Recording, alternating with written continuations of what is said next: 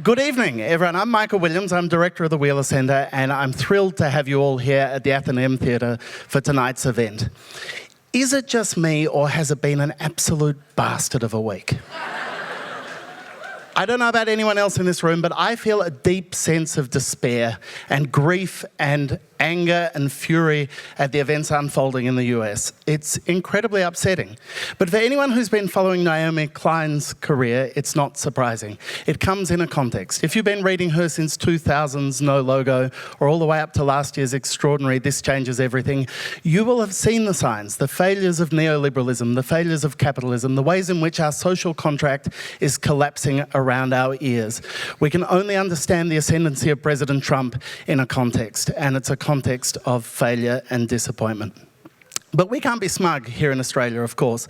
Just this week, our Parliament was voting on changes to the migration laws that are absolutely inhumane and bizarre. We continue to treat the most desperate people like they're somehow undeserving of being here. We continue to treat LGBTI communities, we continue to treat all kinds of parts of our society in ways that are beneath us as a civilised society. It's deeply depressing. And it also should only be understood in a context that this is a nation built on dispossession. This is a nation built on invasion, on genocide, on the lie that is terra nullius. We're on the land of the Kulin Nation.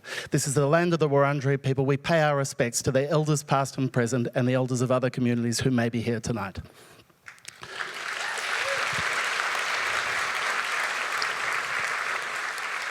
All of this is context for tonight's conversation, and we're thrilled to have it happening. Naomi Klein is one of the foremost public intellectuals of our age, an activist, a writer, a journalist without parallel. She's an extraordinary voice. We're thrilled to have her back in the country. She's in the country because she won the Sydney Peace Prize. Our thanks to the Sydney Peace Foundation who brought her here. Big round of applause. In fact, ironically, because it's a Naomi Klein event, there are lots of logos of people who brought her here that I have to acknowledge, which seems somehow wrong. But a big thank you to Greenpeace, the National Tertiary Education Union, the Australia Institute, and the National Union of Workers. Big round of applause for all of them.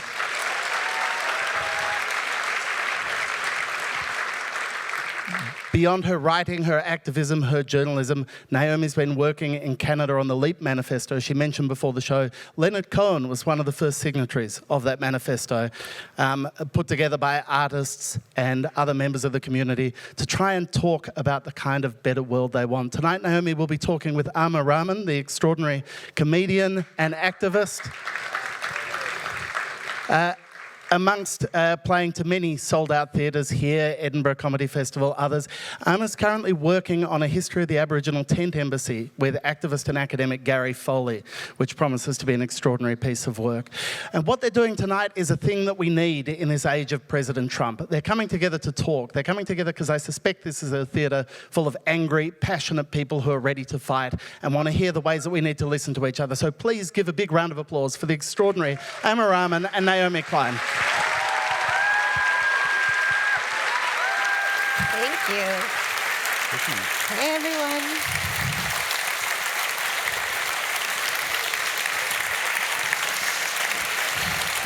Good evening. Can everyone hear? It's working? Welcome. Thank you for coming tonight. Before we start, I'd also like to pay my respects to the Wurundjeri people of the Great Kulin Nation. We are on their unceded land, and I'd like to pay my respects to their elders, past and present. Naomi Klein, welcome to Melbourne. Thank you. Congratulations on winning the Sydney Peace Prize. Thank you. And I want to say, before we start, that it is such a pleasure to be sharing the stage with you. I am a major fan, and this is fun. Likewise, like I told you, there was a moment backstage. I was like, this means a lot to me. So very cool about a couple of weeks ago when they asked me to do this, I was like, oh, cool, we'll talk about your books and maybe we'll have a critique of the first female president of the United States. But that would have been that's fun. out the window. Can we do that? Can we just pretend? Let's talk about it. Will you guys go along with it? Will this be like a theater workshop? I think you know what you get with Hillary. We're going in with our eyes open. We're going to push her from day one. No honeymoon. That's the plan. That was what I was ready for. How about you? I mean, on the one hand, I can see how if you have a society that's built on slavery and capitalism and the worship of wealth and celebrity, that maybe one day you will get like a racist millionaire, supervillain, reality show guy as your president. But on the other hand, what happened? Like, we really were not prepared for this.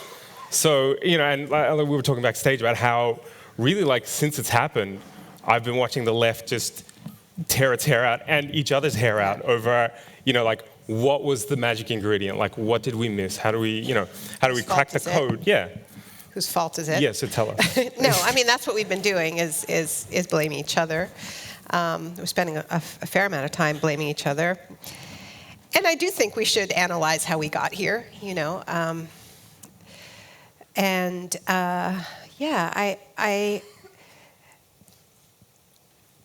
not sure. I was certainly unprepared. I didn't let my imagination go there. I knew I had to give the Sydney Peace Prize the other night, and I knew I should prepare kind of two versions of the speech, right? And all I had was a joke.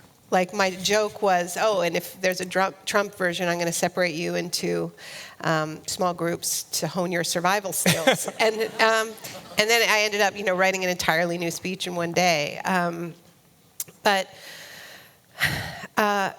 think it's a logical conclusion of this decline, this gorging, this, I referred to him as the taker, the grabber in chief, right? I mean, this is this guy who has this complete sense of entitlement to just grab whatever he wants, right? Whether it's women's bodies or whether it's Iraq soil, let's just grab it, And and now he's surrounding himself with some of the worst actors from the Heritage Institute, which is our IPA, but maybe even worse. I'm Canadian, and I have dual citizenship, so sometimes I say our about the United States, but I'm not going to be doing that anymore. I'm American because my father was a Vietnam War draft resistor and came to Canada, so they didn't have to go to Vietnam. And the funniest line of the evening I got was my dad texted me and said, "At least we don't have to move to Canada." Bonus. They're already there. Yeah. So it kind of feels like not comforting, knowing that, like, all the signs were there. This seems to be like, Trump didn't invent any of this by himself. Like, this is something that's been growing, and I think you mentioned before that, this was lost like well before the election, right? Like what do you feel like are the things that happened in the US, particularly like in the election process, that really just paved the way for him to clean up? I mean, I'm just hesitating because I really do think that the blaming probably isn't terrifically helpful, right? But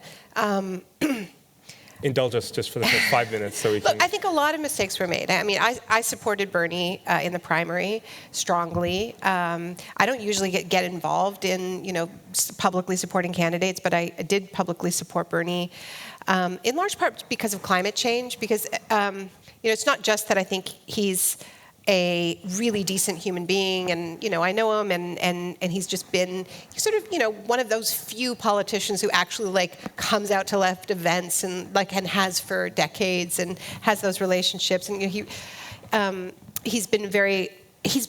really gets climate change, and he's from Vermont, which has one of the strongest climate movements in the U.S. It's where Bill McKibben is based. It's where 350 was born.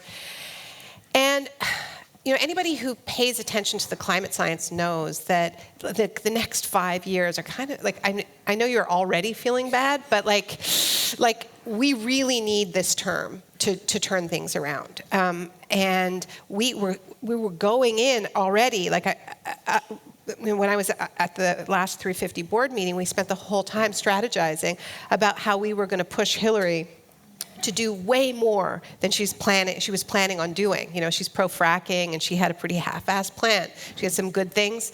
She had some bad things. But, we were planning for how we were going to create kind of a state of emergency to move faster, because we absolutely have to. You guys know this. The Great Barrier Reef bleached, massive die-off. I mean, we're not in this is going to be a crisis soon, right? The crisis is now.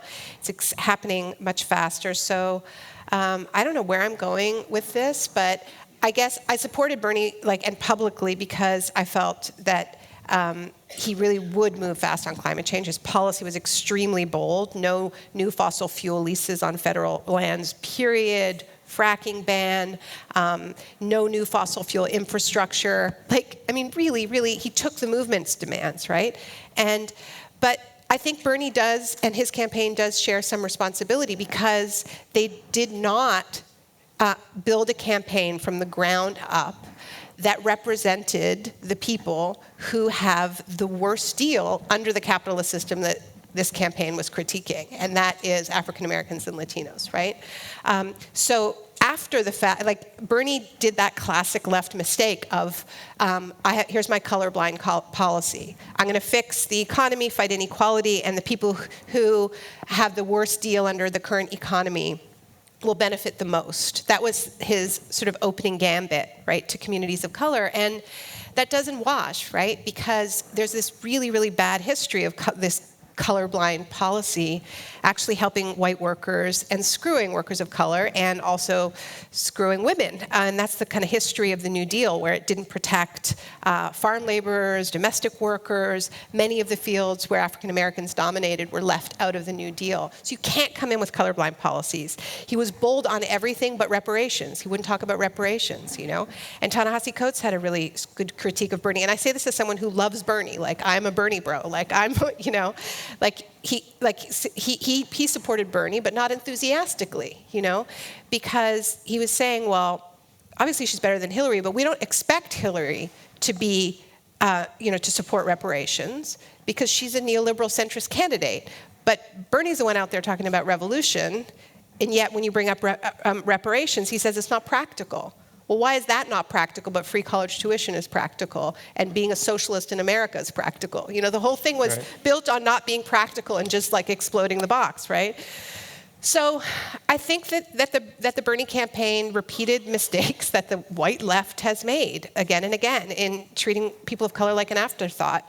We did not build, and what's heartbreaking about that is how close Bernie got, right? 12 million votes, 22 states. If we hadn't fucked this up, we'd be celebrating President Bernie Sanders right now. I believe that. And that kills me. So I feel like if there is one lesson from this that everybody needs to take, it is that the white left needs to deal with its shit on race.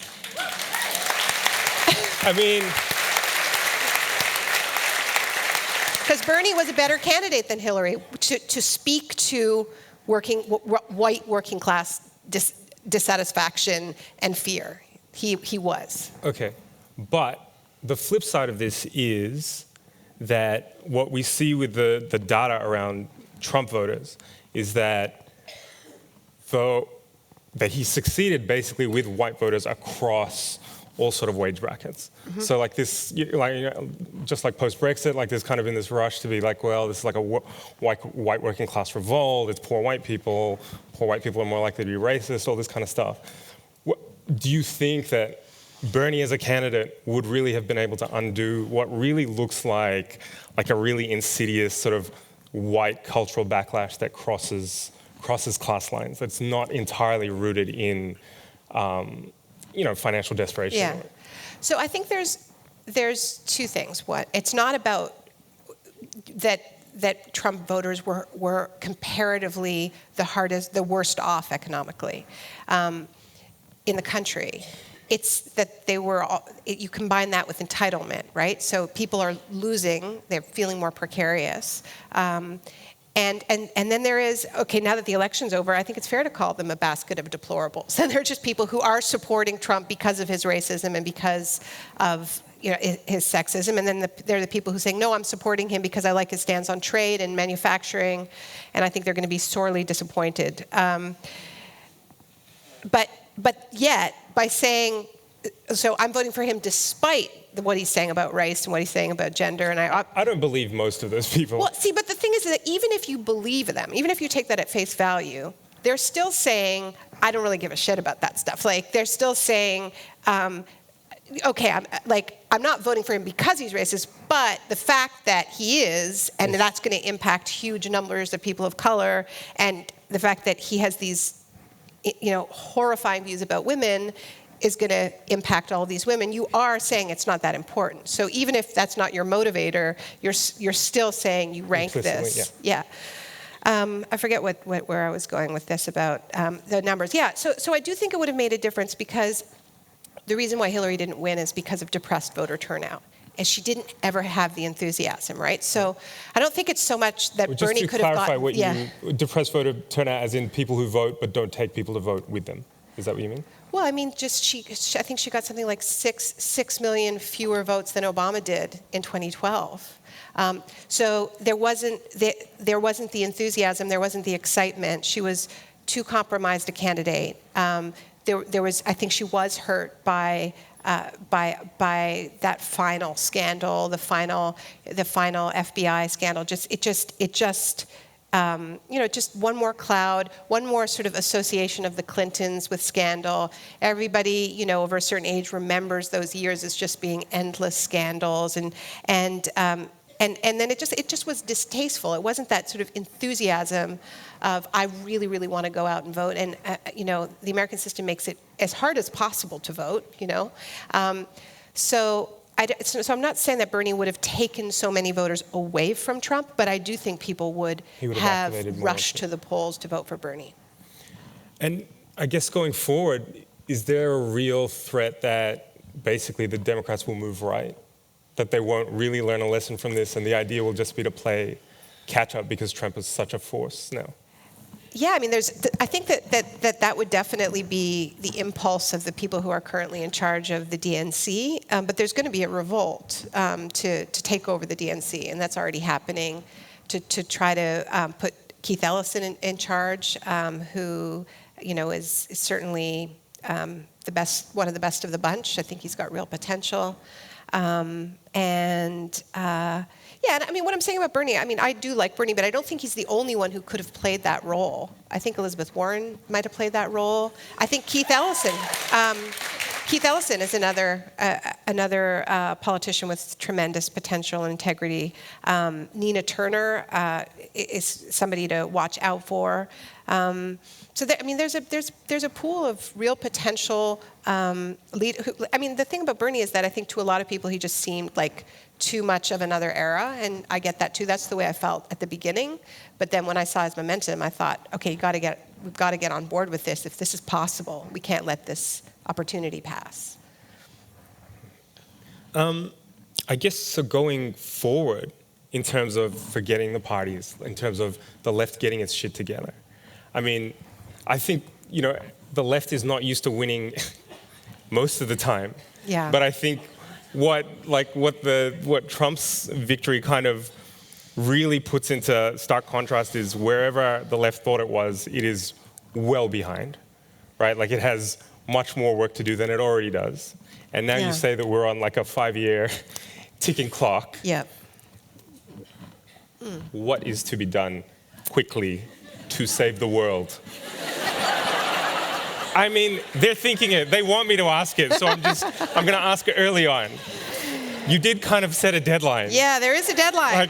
There is a deadline. I mean, I think we have to figure out some international pressure on climate.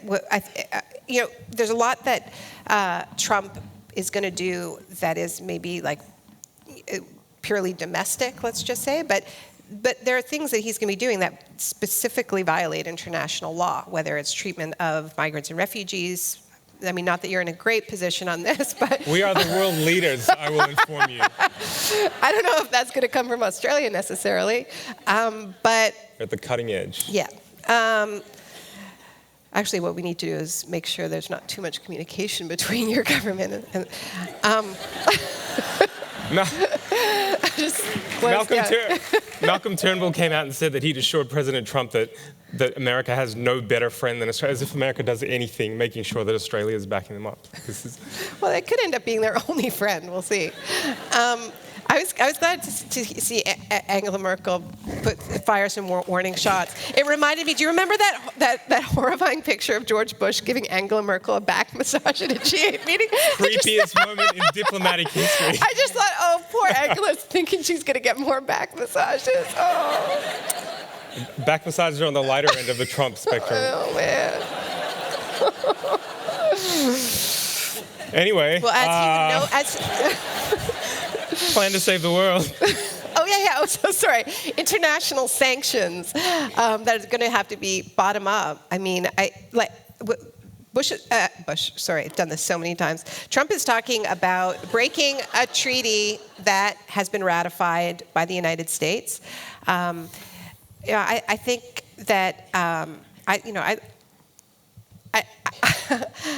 like to see what happens if China threatened a trade war with the United States for breaking the Paris Accord. I mean, China's actually been there. They were the first to sign it alongside the U.S. I think that could be interesting. You're looking terrified, but I'm desperate. Like I'll try anything once, really. I mean, what's to lose?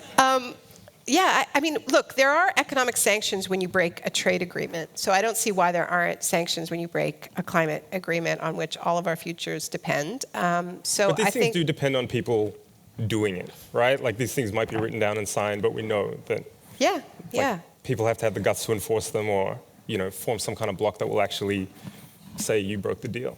Right, and that happens with trade agreements, and it doesn't happen with human rights agreements and climate agreements. So I think we're going to have to find some sort of popular levers, and I don't know if that's going to be, I think there's going to be boycott campaigns against the United States, and I don't know if that's going to get their attention or harden their resolve, I don't know. But we are going to have to strategize about this. And one thing I'm a little concerned about is this idea that, oh, he didn't really mean it, oh, did you hear, he's starting to sound more conciliatory.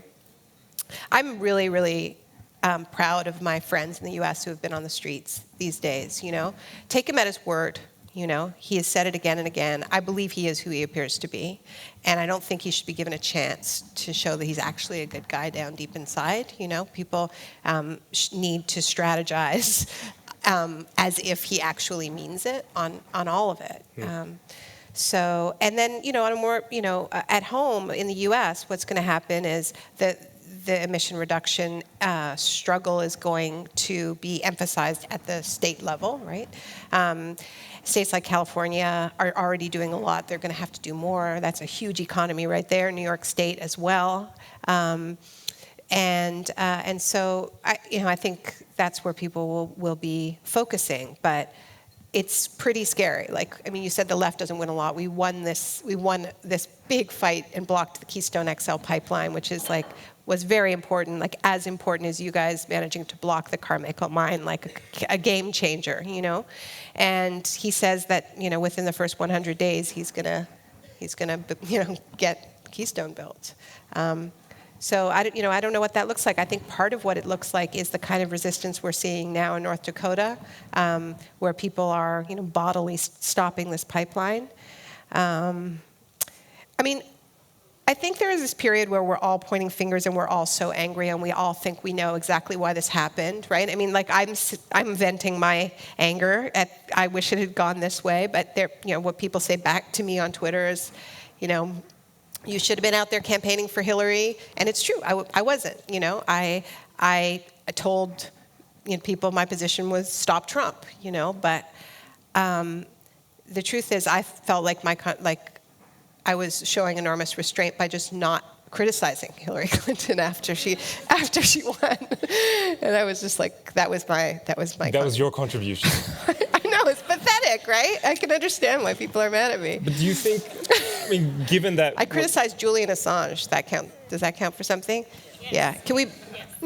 One lady in the front, yes. A lot of boys in their basement on Twitter, no. So given that. I'm a little pissed at Julian. I'm just going to put that out there. I don't think it's all his fault, but I think there were quite a few, a collection of men who contributed to this moment. Given that we've already seen growing militancy in terms of movement for Black lives even under Obama, before Trump was even in the picture, and given what you're saying is that there's basically increasing pressure on us to get things done. Do you think that basically we are looking at an escalation in organizing in terms of militancy and, as you say, like people really putting their bodies on the line over this kind of stuff in the next few years. Yeah, I think that it is. Or at least that it's necessary, whether it happens or not. I think it's going to happen, and to be honest, this is why I was sort of feeling I made my peace with Hillary, even though I have huge problems with her economic policies and the actions of the Clinton Foundation. It was precisely because social movements in the U.S. are, more mobilized than they have been at any point in my lifetime, and really have it together on lots of different fronts. And so I thought, well, she may not be the best, president, but I actually thought it was an advantage that people sort of didn't fetishize her the way they fetishize Obama. I think it's actually not a great thing to think your president is like the greatest guy in the world. This is the most powerful position on earth, and I think we should have like a healthy adversarial relationship with it. And and I think Obama has been a better president when he has been pushed. When he was getting, when he was sort of, when it was all in the kind of give the guy a chance, maybe he's got a long game, the first term, he did very, very little. But then when people sort of realized that wasn't working and started mobilizing, we started winning, Started to see results, yeah. Yeah, and I think the same thing and more will happen under Trump. I think that look, I'm sorry, usually I'm really good at like being optimistic despite the fact that I immerse myself in some of like the worst that humans are capable of. But I haven't quite figured this out, and I don't think it's going to be figured out by, just a few people. It's going to be figured out by movements together, internationally and within the U.S., and it needs to be led by the people who are most directly impacted by the hate that's being unleashed right now. And I think that's really, really, really crucial, that out of this fire, maybe a new and stronger left will emerge. But the fact is that I think we will be fighting defensive battles, right? I just can't see a scenario where that's not happening. And the hope was that we could actually be, pushing to get somewhere better than where we are right now, as opposed to just not hurtling backwards, right? I don't know. What do you think? I forgot my own question. But I was thinking about something that you said the other night on Q&A, because we saw Brexit, we've seen Trump. Like they're mass movements. Like it's a lot of people signing up to, a set of ideas. And in Australia, it's kind of been, a much more fringe kind of phenomenon. You'd think from seeing, the return of Pauline Hanson and stuff like that. But then you said this thing on Q&A, which was that, Trump proposes insane racist things like a wall, whereas in Australia we already do those things. Like we've built these offshore gulags, and it was so depressing because it really does prove that I think in Australia, like we're so far ahead of the curve. We mainstreamed these ideas well before there was this kind of like white resurgence in the rest of the Western world. Australia was already like, no, we did our homework. We're already here. What do you think that's about? I think it is about Australia being, I think, a unique settler colonial project, and whiteness being such a crucial kind of part of this country's DNA. And the fact that, we had this White Australia policy that basically stopped non-white people from coming here en masse until the early 70s. Mm-hmm. So there's just a total period of basically extermination and genocide, Aboriginal people surviving and fighting alone until the arrival of migrants. Migrants coming then in very short, controlled waves, and being very, very young communities that haven't had a long history of organizing or solidarity. And I move on, or one person agreeing with my quick review of Australian multiculturalism. I think, I think there is something uniquely cultural about Australia's history and the way race has been used as a strategy to control and organize people. Because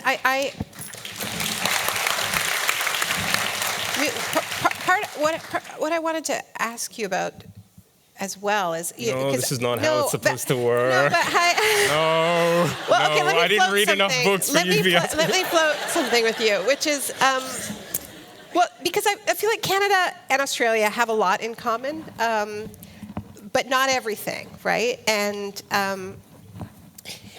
with both settler colonial states, obviously, and both very much having these sort of narratives of wilderness, of bigness, right? Where it's sort of like, extra supersized Europe. Look what we found, right? Like, let's call it New South Wales, right. And we were New France, right? I've just started thinking a lot about that. It's a really weird thing to do. Like, hey, I found us, but bigger, and we can do whatever we want here. And there's I think this sort of the north, the outback, like these places of sort of so big, like you can kind of do anything there and hide anything there. And there's a lot of similarities. I think there is a lot of similarity in that national mythology and this kind of like these endless, well, it's in our national anthem, boundless plains, right? Like endless opportunities for extraction and settlement and stuff like that. The main thing that hits me when I go to Canada is just the demographics, right? Like of a city like Toronto. And again, like the length of time that people of color have been there in various communities. Right. And the fact that, I was there, I think just during the last election, and the way, the parties have in every neighborhood people who look like the people in that neighborhood running, right? You have now a Sikh defense minister, you have a Aboriginal woman who's in charge of Aboriginal. You have this kind of, surface diversity. Justice Minister. You have this kind of surface diversity that's kind of permeated the culture, whereas in Australia, like, in places like Canada and the US and UK, you complain about tokenism. In Australia, like we haven't even reached tokenism. So I mean, I noticed that like when I was on Q&A, there were like 6 people talking about hate crimes and migration. 2 of them are from the IPA. All of them are white. And it's like, and we're talking about whether Australia is too politically correct. I'm like, no, not politically correct enough. No, really. That's any given night on Q&A. You're likely to have, 5 or 6 white people discussing race. Yeah, but okay. So here's what. But in thinking about Canada is not this, multicultural utopia. One of our biggest problems is like being like right next to the U.S. and this sort of like not as worst bad, neighbor not ever. as bad. Like, but we're not as bad. So like there's constantly a sort of letting ourselves off the hook thing that goes on in Canada, and it does really whitewash our history and our present, but. So what I want to ask you is that if I look at sort of the difference around settler colonialism, like there's 2 big differences that strike me. One is just this, like, is this terror of being flooded by migrants just about being this imagined white country in the global south? Like, is it about proximity? And what role does the convict history play in this, like, creating other island prisons? So I think... You don't have... I mean, only if you feel like it. Can I call a friend? I think, again, like, to go to Australia's foundation, like, one of the first acts of Australian Parliament was to deport Pacific Island labourers who had basically been brought here as slaves. Like, the entire foundation of the country is about inclusion and exclusion and who's allowed to be here and who's not, right? Yeah. And, of course, terra nullius, right? The idea that this place is empty, or that the people here are so devalued that they don't count as people. So, I think definitely, like, deep, not even deep in the Australian psyche, like, the idea of being flooded or the idea of people who are not supposed to be here is really just a reminder of our own crime, right? Because it just draws attention to who should be here in the first place or not. Right, yeah. Yeah, and I mean, just geographically in the U.S., it's like the closer you are to the border with Mexico, the sort of crazier things get because people, it's like you say, it's that fear, right? And it's. But I think it's not just, like I said, it's not just the fear of the undesirables or these people going to steal our jobs or whatever. But I think it's in Australia, it's at the same time so obvious. It's just so obvious that we are here and we completely decimated. If you look at a map of Australia before invasion, it's a full continent with hundreds of, it's like if you nuked Europe now, the difference in populations and languages and cultures. So, and I think that's, simultaneously visible and completely invisible. So I think it just pricks this nerve that's so close to the surface about, Right. this like constant lie that we live Yeah. as a modern Australian society. Yeah, and then when you layer climate change on top of that Australia is the #1 exporter of coal, which is the dirtiest of all the fossil fuels, so is playing a not insignificant role in the forces that are causing, in what will cause your neighbors, some of your neighbors, to disappear beneath the waves and create many more migrants. Like there's some stuff that needs to be unlocked here. I think. Like the way that you talk about environment because, and you had this great line in a speech about Edward Said had no time for tree huggers, but tree huggers should make time for Edward Said. The idea that, the environment is not just this abstract, nice thing like Mother Nature or Mother Earth that we need to preserve. The reality is we allow parts of the earth to be destroyed because we decide that the people there deserve to be destroyed or are valued less. So that exploitation is intimately tied to people's cultures, and it's not just about land, but it's about civilizations and race. And I was thinking about something. 2017 will be the 10th year of the Northern Territory intervention, and I was looking back through shock doctrine, and for anyone who's not familiar, on the eve of the 2007 election, the Howard government proposed emergency measures that would take place in remote communities. Labor and the Liberals kind of shook hands and suspended the Racial Discrimination Act so that they could pass explicitly racist laws affecting only Aboriginal people. The military was sent in to occupy communities and impose these measures, which involved, just smashing Aboriginal learning, taking people out of community jobs.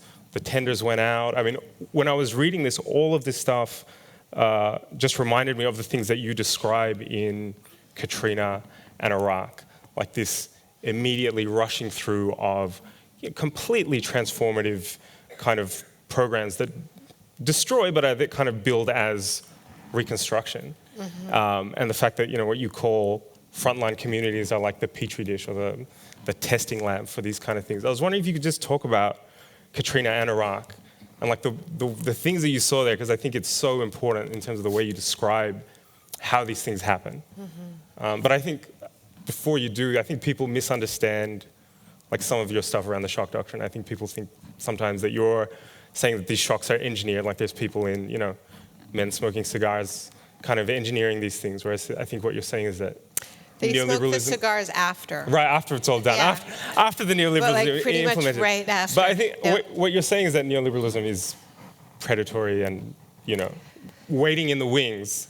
That sometimes it's engineered, you go to war, or sometimes there's a natural disaster, but either way, it's ready to come in and transform, the affected area. Yeah, I mean, I think sometimes people misunderstand. Sometimes people get mad that I don't say it's a conspiracy. Look, I think we have a really volatile system. That deregulated capitalism is extremely volatile, and it produces its own shocks. And I'm not saying there are never plots, but you don't need to get conspiratorial to understand that there are going to be economic shocks. It's a boom and bust cycle. That we've increased temperatures enough that there are now more and more frequent so-called natural disasters, although they're increasingly unnatural, and military, military and blowback from military shocks, right? And that also often is linked to what is fueling climate change, which is this quest for fossil fuels. And so the shocks come, and the argument I make in the book is that we have had an intellectual, economic intellectual elite that has engaged in pretty extensive disaster preparedness, and by that I don't mean like storing soup cans, but having their basket of ideas which are pretty much always the same idea, so it's easy to remember, ready no matter when the disaster happens and people are disoriented and trying to figure out what's going on. And so Katrina was a really classic case of that. I started writing the shock doctrine. I was just reporting from Iraq about how the Bush administration, and many of these folks are now getting jobs in the transition to Trump's team. Did you hear that John Bolton is back? Playing all the old classics. Yes. So they had this plan. I wrote a piece for Harper's that was sort of the seed of the shock doctrine, which was about how they had this very clear plan that they were going to have their shock and awe invasion, and immediately afterwards they were going to turn Iraq into a free market utopia. And they brought in all these former shock doctors from previous economic shocks. Like they brought a whole gang from Russia that had sold off the Russian economy to counsel the Iraqis that just don't even wait 5 days, just sell off everything right now. And it was all supposed to work out really, really well. And then the Iraqi resistance came up and it didn't work out so well.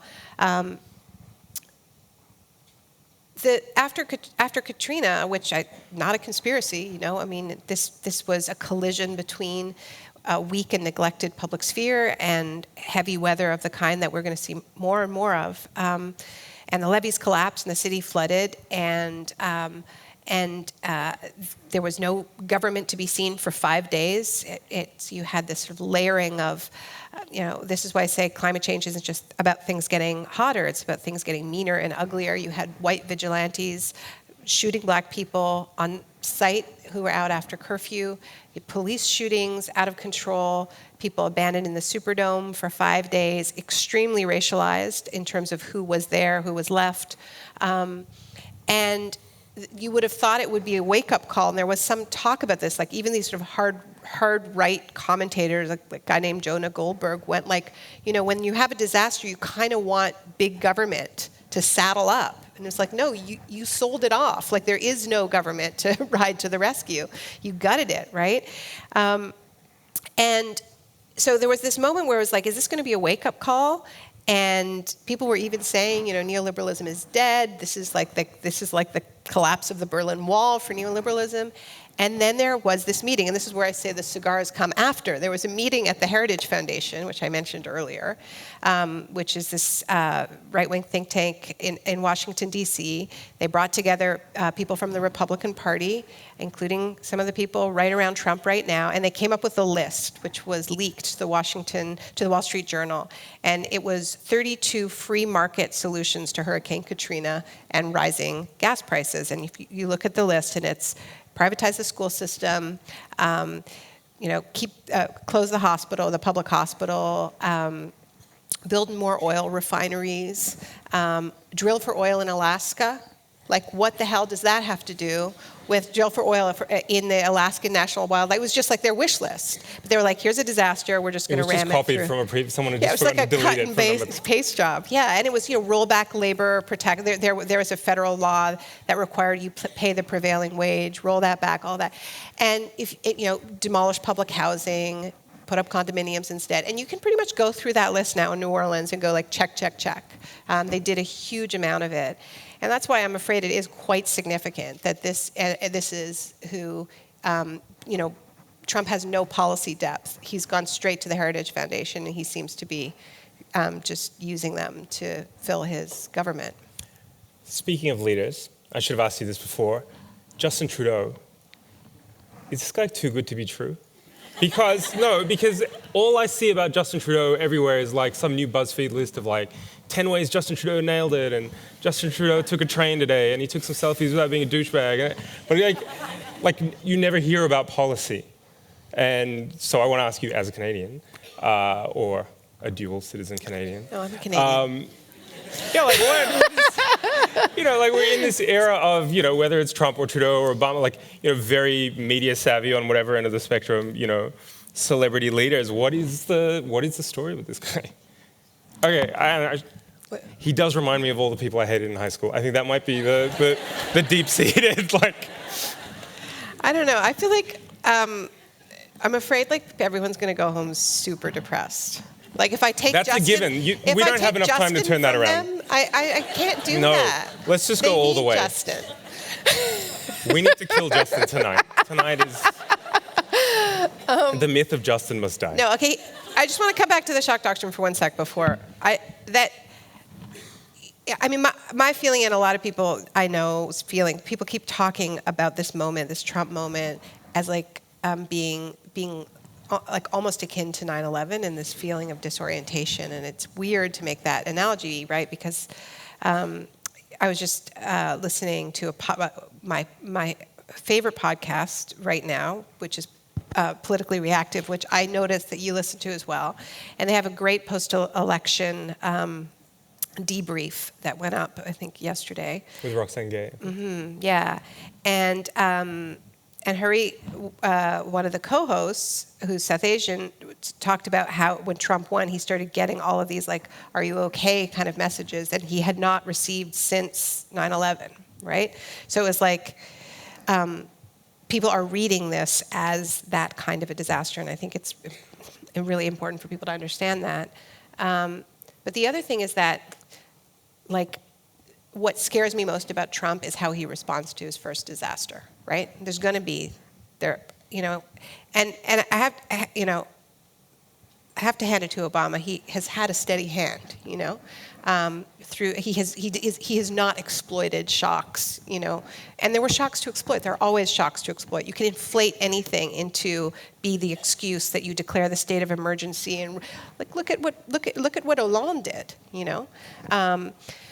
I don't even know if the state of emergency in France is still on. It might be, but they banned protests for a really, really long time. So, the thing to keep an eye on with this gang, right, is the first shock and how they use it. And there's lots to keep an eye on, but that's a really worrying part. But I mean, the key to understand about these politics is that they rely on our disorientation, right? They rely on our fear. So it's incredibly important. To do whatever it takes to stay oriented, to connect with one another and keep both feet on the ground and understand, what is your reality and not have some new story about the world imposed upon you. Because, I mean, this is going to reverberate globally. Like everybody, every nefarious actor has just been, super empowered by what happened in the United States. And we're all going to feel, and we all have to be ready for it. And we have to identify these patterns because that's what, makes us shock resistant and harder to exploit in those moments. And it's interesting that you say that anything can technically be a shock, or things can be elevated to the position of the status of shock, like the war on terror. We have this constant state of anxiety. Yeah. And on the other hand, we have a climate crisis, which is constantly like, no, it's not a shock at all. That never gets its turn, no. Like things can be, I mean, like I would think what has happened in the Great Barrier Reef this year should have been a shock. In my country, a city in Alberta in the middle of the oil patch had to be completely evacuated. I'm sure you saw some of the images, Fort McMurray. The biggest evacuation in Canadian history. That could have been a shock if we had said, that's shocking, like we're going to jump now, we're going to act like this is, as big a shock as a terrorist attack. I think that's fair, and it's subjective and it's political what gets turned into a shock. But it is not only politicians who have the power to declare an emergency. I mean, you look at Black Lives Matter, the movement for Black Lives in the United States. That is people declaring an emergency. There's nobody in government who is saying this is an emergency. It is people saying no more, right? And creating that political momentum that demands action from leaders. So we have that power, and we can't forget that we have the power to declare people's emergency. And that's Justin, uplifting. Justin, yeah, you have the power to declare emergency. They're like, tell me about Justin. Here's the thing about Justin is sort of like, I mean, we had a government for 8 or 9 years, which had a lot in common with your government. They were really palsy, Stephen Harper and Tony Abbott. But Harper was just like a really like snarly guy. His whole administration was just like, they were just like mad and mean, you know? And Justin Trudeau ran this they called it sunny ways, this very like, we're better than this. And the other thing they did is that Harper, during the election when he was sort of fighting for his political survival, brought in an Australian named Lyndon Crosby. Yeah. Do you know this story? It's a fan favorite. Do you know? No, I don't know the story. So all of a sudden, and like, I don't want to like, it is absolutely possible to appeal to the same, you know, xenophobia that gets appealed to here, but they just took it a little bit too far. So he seems to have advised the Harper government that it would be a good idea to do this. So in the middle of the election campaign, they suddenly announce that if they are elected, they're going to introduce a barbaric cultural practices hotline so that Canadians can call this hotline about their neighbors' barbaric cultural practices. and I would call the police on my drunk white neighbors every single night. Every night. Can go two ways. So in some ways, we owe a debt to Australia for like actually pushing it a little bit too far. Yeah, just like that little bit too far, that we got rid of our terrible government. This is where those ideas would come from, definitely. Yeah. But yeah, so I mean, there is something after all those years really amazing about having a prime minister who, you know, greets refugees at the airport.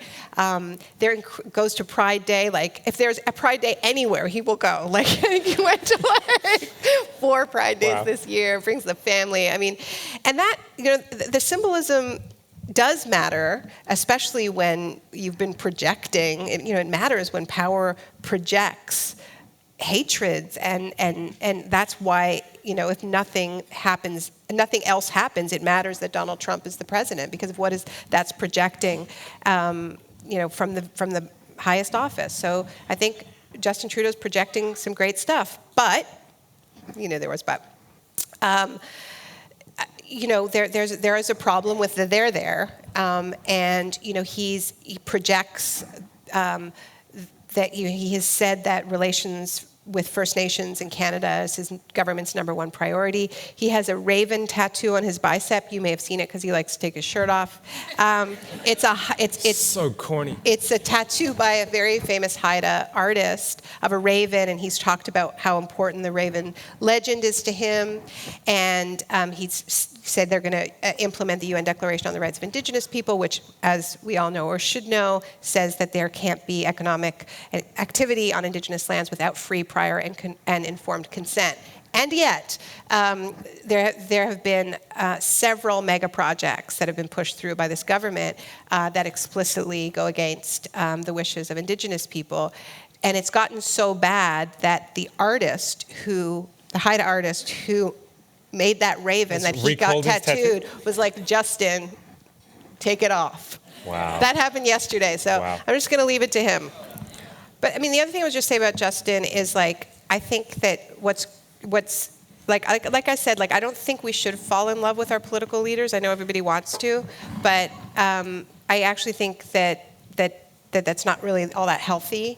And the good thing about Justin is that if people can stop being so gaga, and lots of people are, you guys can be as gaga as you want, but in Canada, if we can sort of get over that part of it, like, okay, yeah, the witch is dead, we don't have Stephen Harper, and organize and push, we could actually win some stuff in the same way that I was saying about Hillary Clinton. But it's that dangerous sort of first-term Obama love affair that, you know, I think it's like, okay, like, fast forward, please. Yes? Yes? Thank you. Thanks so much for coming. You've inspired me quite a lot. I am in one of the groups that you have talked about. I'm African American. I've been living here for ages. But my question is, in terms of the environmental impact, like your most recent book, This Changes Everything. It's very heavy to get through. It's wonderful. What is your view? You know, we talk about often about the Latino vote, the Black vote, the white vote. What's your thought on the Asian vote? Because I think it has a lot of power, and it's not often talked about, and I think tourism has, that's just my thought. I want to know what you think about tourism and environmental impact. Is that a question? That's more of a statement. What is your thought? Are you talking about Australia? Yes, in particular, I think Australia is very much impacted by that, but in general. Yeah. Yeah, it's interesting. Is there any way the house lights can come up a little bit so we can see you guys now that we're all talking? Yeah, hello. Hey. Yeah, I mean, it's interesting that doesn't get talked about that much. And, you know, like, you would think that coal was like 60% of the Australian economy, to the extent to which the government bends over backwards to make it as easy as possible to dig up as much coal as possible, right? And, you know, changing laws and the green lawfare craziness and all of that, right? But it's actually quite a small part of your GDP, and I think it has a lot more to do with the coziness of these sort of the revolving door, really, between government and these big extractive companies. It's that it's a few big players. I mean, extraction lends itself to a few very large, very rich players because it costs a hell of a lot of money to dig a coal mine, right? Whereas with tourism, you tend to have like many small operators, right? So they're not going to be as powerful, even though they create many more jobs. I mean, that was the thing that was really striking, being in Queensland and doing this little doc that we did about the Great Barrier Reef, was, I mean, they're willing to sacrifice so much for a very few number of jobs compared to the number of jobs that stand to be lost if the reef dies, you know? So I think it should be more significant, but there is this way in which we don't calculate these losses, the losses to tourism, to climate impacts, fisheries, right? You know, we wring our hands so much over the lost jobs in the forces that are causing it, but there are huge impacts. I mean, the salmon fishery in British Columbia, where my family lives, is hugely important. It's important economically, it's important culturally to First Nations, hugely, and they have the lowest salmon run in recorded history this year, and it barely was treated as a crisis. And it happened because, for the same reason, the reef bleached, because the water was too warm. You know, and it doesn't take much, just a couple of degrees, or even 1 degree. Yeah, maybe up there. Hi, thanks both for your time. I know you asked for happy questions, but I'm sorry, I don't really have one. No, you can say it. You can also just say how you're feeling a couple, at this point. thank Just you. like have therapy. A couple of things that have frightened me over the last week or so that I would like to get both of your comments on. One, the Republican control of Congress. So I know in the last administration, we had quite a lot of obstructionism in the US Congress from a Republican-controlled Congress and a Democratic president, obviously. So I'm just wondering on your thoughts on what that looks like and how best to counter that. And then also a pretty grotesque organisation already is the NSA, and what does that look like under a Trump administration as well? And what do we have to worry about there, and how do we counter that again? Super not good questions. Yeah, no, I don't know. I mean, like I have to say, I've been in Australia during this whole thing, you know, so I don't feel as plugged in as I might be about what people are, you know, saying or strategizing. I mean, there's not a ton of room for democratic obstructionism because they control Congress and the Senate, you know, they control the House and the Senate and the presidency, right? And I think all of these, like, people who didn't support Trump during the campaign, these Republicans, are really quite excited that they have this much power, and they're going to get over their qualms about Trump pretty fast if they haven't already. Could be wrong about that, but so people are talking about how the Democrats in Congress need to filibuster and block as much as possible. I say, you know, it's fair game. And depending on what's on the table, I mean, people need to do whatever they can to rein this in. I've seen some calls out for Obama to dismantle the security state in a whole hurry, because of course this is the big fear of, and Snowden talked about this explicitly. Like, it isn't just about what you trust the Obama administration to do; it's also about the next administration.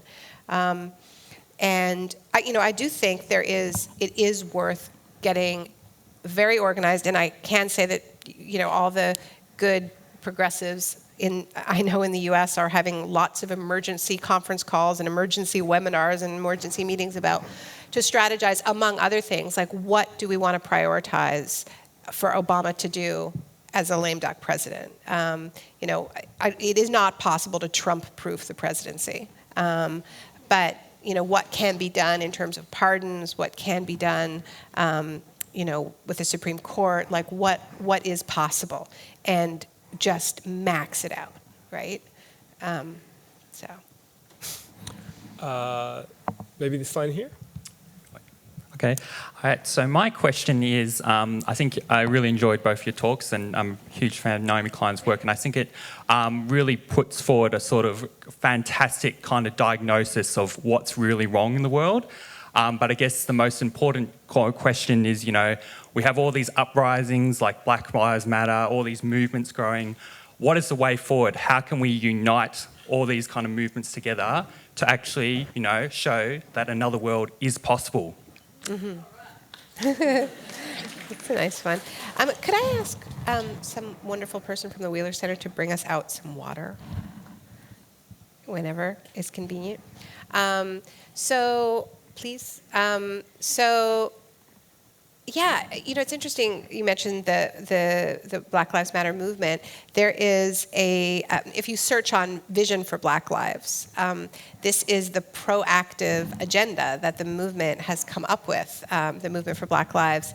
And it's a very, very extensive policy platform, which goes from like the short bumper sticker version policy demands down to like longer policy papers for people who want to get wonky about it. About how to deal not just with police violence, but the structural inequalities. It's a really ambitious platform that got a bunch of attention when it came out and then sort of disappeared. But that work is being done. I earlier was mentioned that I've worked on this project in Canada called the Leap Manifesto, which is this intersectional plan to get off fossil fuels in a hurry that puts Indigenous rights, migrant rights at the center. It basically asks the question, how can we lower emissions in line with science at the same time as we create huge numbers of well-paying unionized jobs and make sure that the people who got the worst deal in the current extractive economy are first in line to receive the benefits and the money to own and control their own green energy. So we build a democratic economic revolution at the same time as we change how we're getting our energy. And we've built a bunch of momentum around it. We have many trade unions who are using it to change their sectors. We've been working with the post office, the postal workers, on a plan to turn the post office into a hub for a green energy transition, but also a jobs engine so that their whole fleet gets converted to electric vehicles. They don't just deliver the mail, they deliver locally grown food, they check in on the elderly, and they do postal banking and give people loans to do green energy co-ops. This is coming from a union that just decided to reject the logic of austerity. They were sort of part of this negotiation with the government about shutting down postal service, selling them off to FedEx, whatever it was, and they were like, no, we have a plan for what the post office of the future looks like, and people are organizing around it,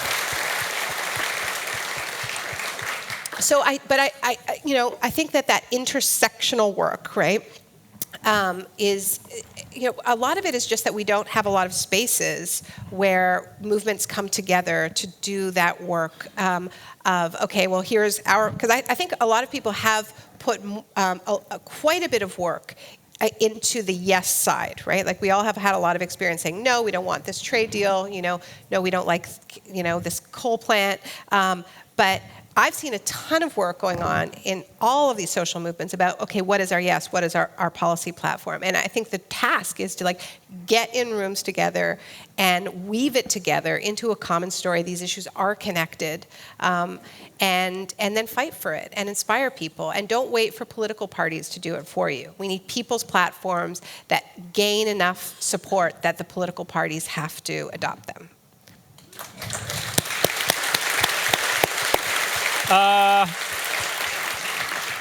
Yes. Thank you, Aamer and Naomi. Absolutely amazing talk, and thank you for allowing us to listen.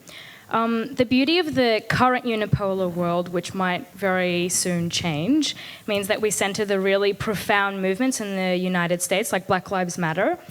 When I discuss collectivizing amongst the communities that I'm involved in, usually the members of these communities instantly centralize a very American notion or American ideas onto our context. And although there are similarities between North America and Australia's settler colonies, there are clear differences between our experiences. Like, for example, Black Lives Matter should reinforce Indigenous Lives Matter because that community is highly incarcerated in comparison to other communities in Australia.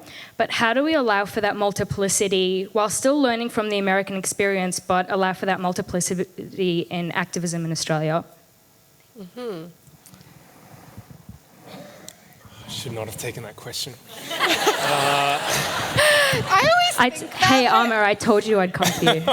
Difficult questions. I just think history, history just goes so far in terms of us placing ourselves in the right moment. And I think while social media has been fantastic in terms of connecting us to things that are happening elsewhere, I think it sometimes can be a little bit shallow, it can be a little bit surface. And so we just automatically try to transplant things that are maybe very successful or getting a lot of coverage somewhere else that are not really tied to a real history of struggle, with real communities here, which is why sometimes I think it really fails. But I absolutely agree with you that there's no reason we shouldn't use those for inspiration. Clearly, they're achieving amazing things and they're doing it, in a self-determining kind of way. But I think, I think I sound old saying this, but for young people organizing in Australia, it's a good idea to learn about the history of organizing in Australia and how people have fought things. The things that are not happening, they're never happening for the first time. They're happening, in a different way, or they've been done in a different way before. So that's the end of my talking.